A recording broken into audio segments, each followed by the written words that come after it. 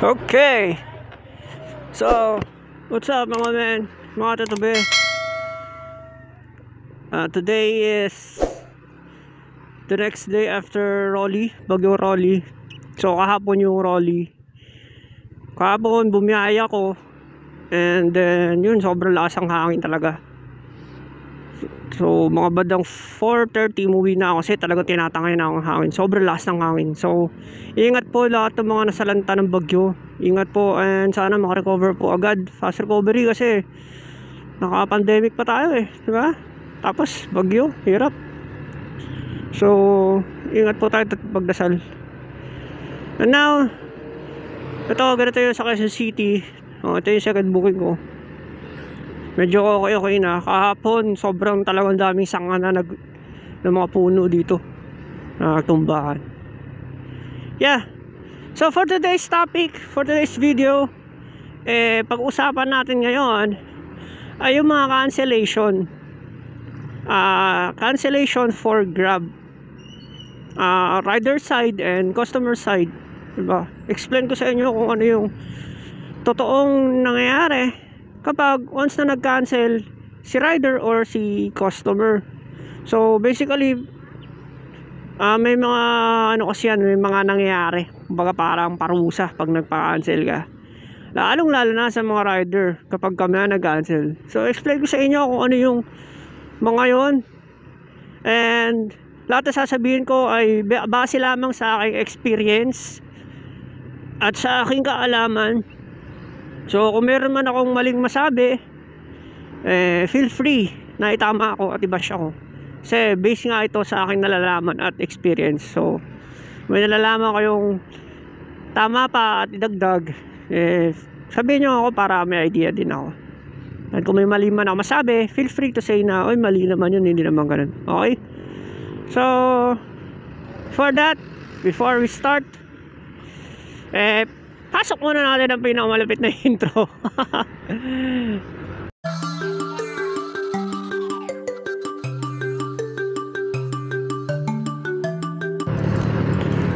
Okay.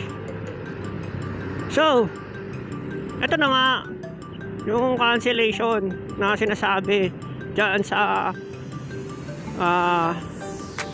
app na Grab, sa courier app na Grab. Yung cancellation about dito sa Grab. So punta muna tayo sa rider, sa rider side. Ganito po yan mga katumal, mga Grab. Yan yung mga tawag ko dun sa mga kapwa ko sa Grab Uso kasi yan sa Grab page.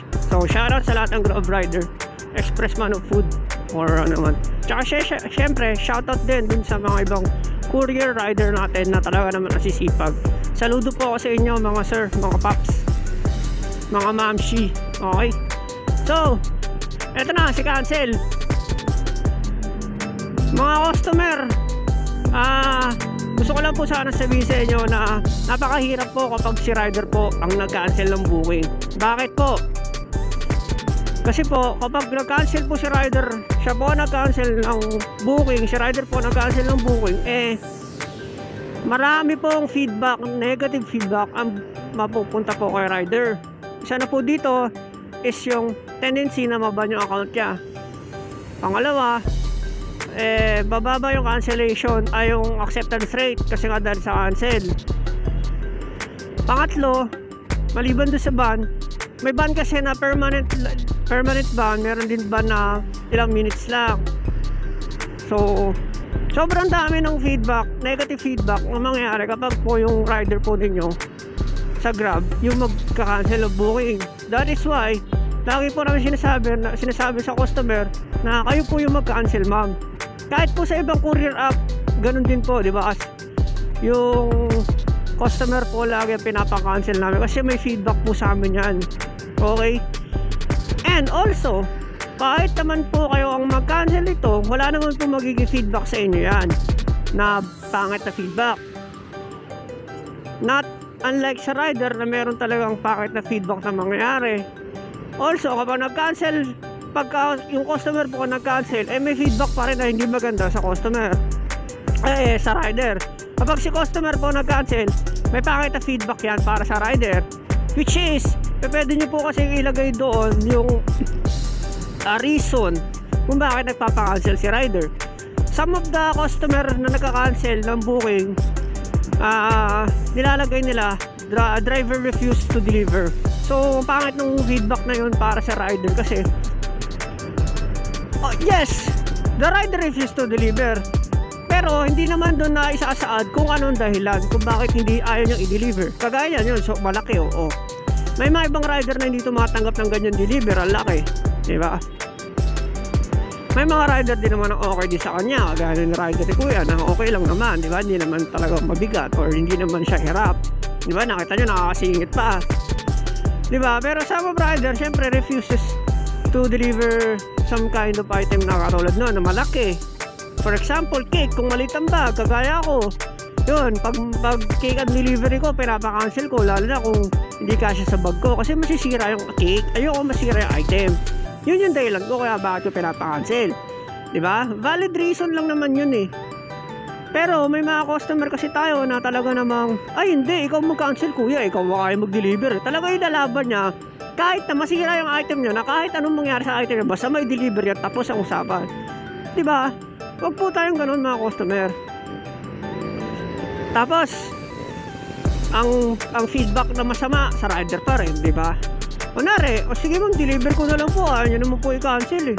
Deliver ni rider, nasira yung item.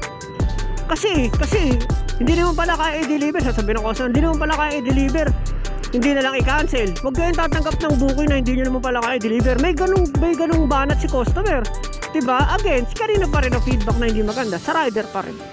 Walang laban ng rider sa customer, kahit sa mismong service company na inaano yan, mapag-grab mo yan, Lalamove mo yan, or Mr. Speedy, or kung ano pa man yan. Wala siyang laban. Bakit? Kahit naman magbigay ng feedback si rider, hindi naman totally pinapakinggan niya ng company. Real talk yun. Kala nyo ba pinapakinggan kami ng company namin kapag meron kami mga hinanaing? Hindi. Kala nyo lang yun. Kala nyo pag sinabi namin ganito nagbibigay agad ng ano. Hindi. Kahit nga bigyan namin ng customer na mababang rating, wala namang mangyayari sa customer Bibigyan lang kami ng note ni Grab na kung pangit ang pakikitungo ng customer, magpakumbaba na lang, hayaan na lang, diba? Like, wala, kapit nyo lang po kami, taga-deliver nyo lang po kami. Yun ang ilang pinaka-silbi nyo po, silbi namin sa inyo. Sa deliver mo yung item, bayaran ka namin, tapos bawal kang humindi, bawal kang magsalita, kapit, diba? Siyempre sasabihin nyo, di umalis ka dyan sa Grab, umalis ka dyan sa trabaho mo kung ayaw mo ng ganyan. Well, may mga customer kasi talaga na sobrang ang gaganda ng papakitungo, naiintindihan nila. May mga balasubas na talaga din na customer, may mga balasubas din na rider kasi dahil sa balasubas na customer, diba? Kung walang pangit na customer, wala rin pangit na rider, ganun lang yun. So kung sasabihin nyo na hindi tumigil ka sa Grab, may mga ganyan ko pala kapangay, hindi mo pala gusto, diba? Bakit ako titigil kung alam ko naman na mayroon pa rin mga customer na mababait? Tsaka alam ko naman din na itong mga customer na balasubas, kapag tinuruan mo ng tama to, pinakita mo ang tama, magbabago pa rin yan, may tendency pa rin magbago yan, diba? Why not, diba? Why not bigyan mo sila ng chance? Yun nga sabi ni Grab, magpakababa ka, diba? Wala ka ibang gagawin diba? Pakababa talaga. Turuan mo sila, kunwari, mamag naman po kayong ganyan magsalita, diba? Yun nga lang, kung balasubas talaga yung tao, wala tayong magagawa, kahit anong bait mo dyan, kung gago yan, diba? So again, please, sa mga customer, kapag nagpa-cancel po si rider, intindihin nyo po muna kung sinasabi ng rider kung bakit siya nagpapa-cancel. Ma'am, pa-cancel po ako, sir, pa-cancel po ako. Bakit po kayo magka-cancel, sir? Kasi po yung item po ninyo, di ba, mag-usapan nyo na maayos.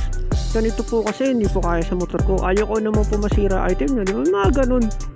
Hindi yung, hindi ko ka-cancel yan kasi ganito, ganyan. Di ba? Magkaroon tayo ng maayos na pag-uusap sa deliver.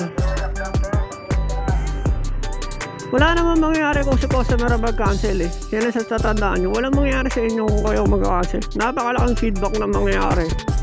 Lahat sa rider po. Okay. Sa rider side lang talaga mga malaking feedback. Kaya kung magpapakancel man sa inyo si rider, mag-usap kayo, tanungin nyo kung bakit ipapakancel. Diba? And then after nun, kung valid naman yung reason, yun yung ilagay nyo sa dahilan, diba, kung bakit na ganito yung deliver. So yun, dadrop ko lang to. Sana kahit paano may naintindihan ko, pero yun lang. Huwag tayong sa mga customer, huwag yung magagalit agad kesyo nagpa-cancel. Intindihin nyo rin yung mga rider ninyo. Okay. So yeah, dito muna ako, dadrop ko lang muna to, di ko lang buksan dito. So yun, dadrop na nga natin yung item. So yun na nga, ano, huwag tayong basta-basta magagalit mga customer sa mga rider natin kung nagpapakancel po kami. Uulitin ko po, kami po talaga puputok lang hindi maganda. And pangalawa, para na rin po sa kaanuhan ng item ninyo, sa kaayusan ng item ninyo, yung ginagawa namin pagpapakancel, hindi dahil sa maarte kami or ano man.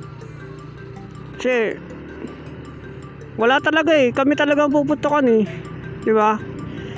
Pag na-deliver namin yan, kahit hindi namin kaya, tas meron nangyari sa item, sino puputokan? Kami, di ba? Kung kami mag-cancel dahil ganito, kahit magbigay kami ng feedback, wala, negative pa rin kami. Kami pa rin ang mapuputokan. Magkakaroon pa rin kami ng feedback na hindi maganda. So wala talaga kaming choice.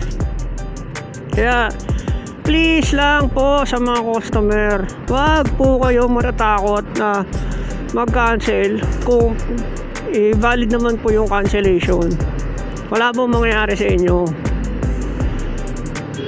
Tapos yun naman sa mga GrabPay na binayaran na kasi ika-cancel, huwag po rin kayo mag-alala kasi babalik at babalik po ang pera ninyo kapag kinancel nyo po yung booking. Kasi wala naman pong nangyaring transaction, wala naman pong na-process na transaction, yung natapos sa transaction na delivery transaction para bayaran ninyo, di ba?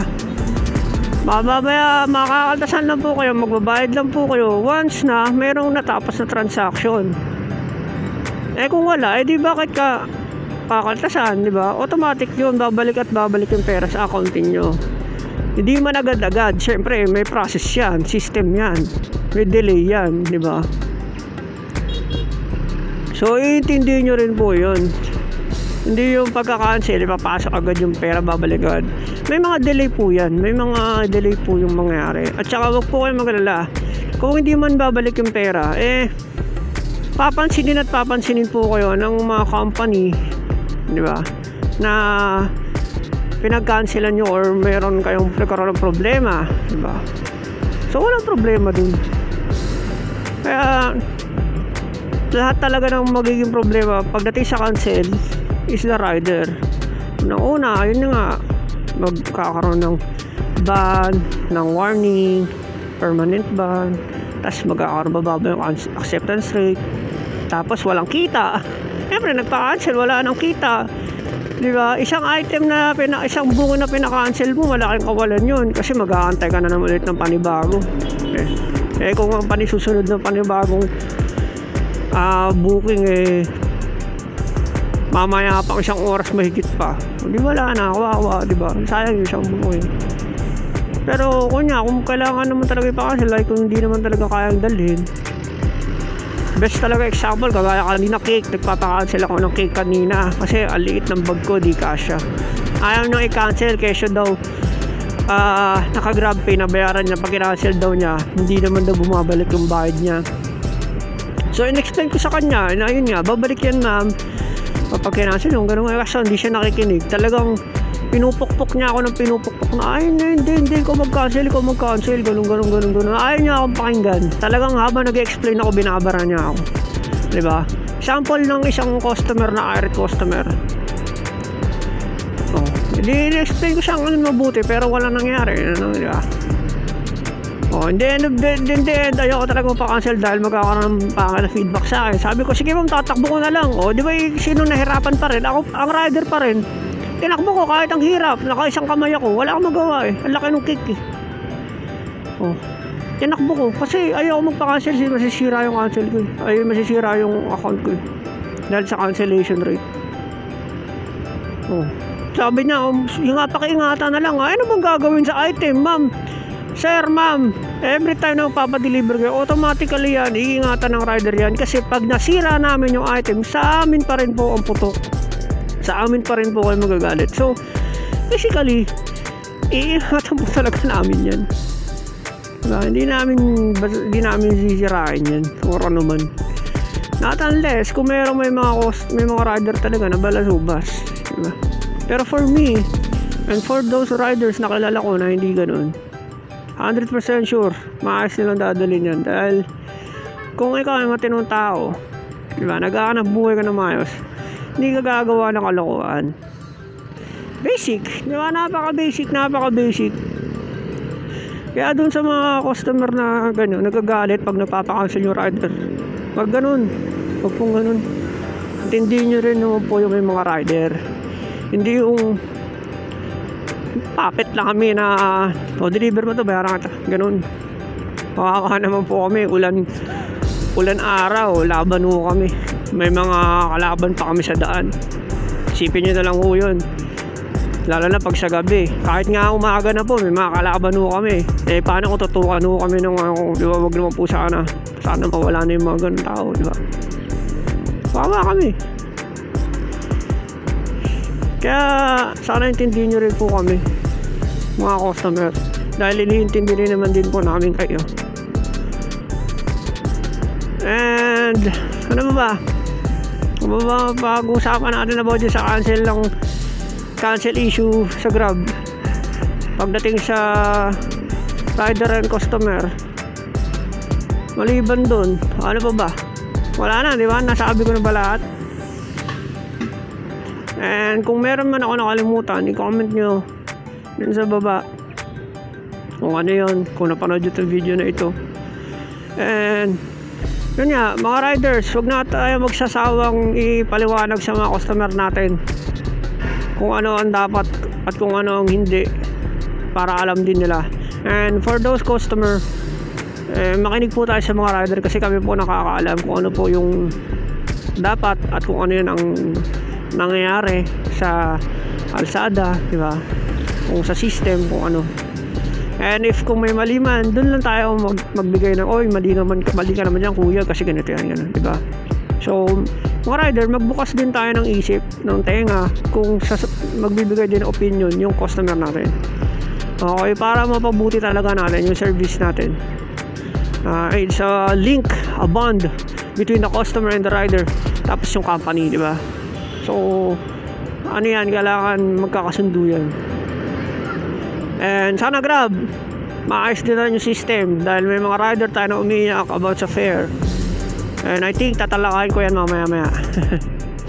So that is it for this vlog. Please like, comment, and subscribe. And I'll see you guys on the road. Peace out.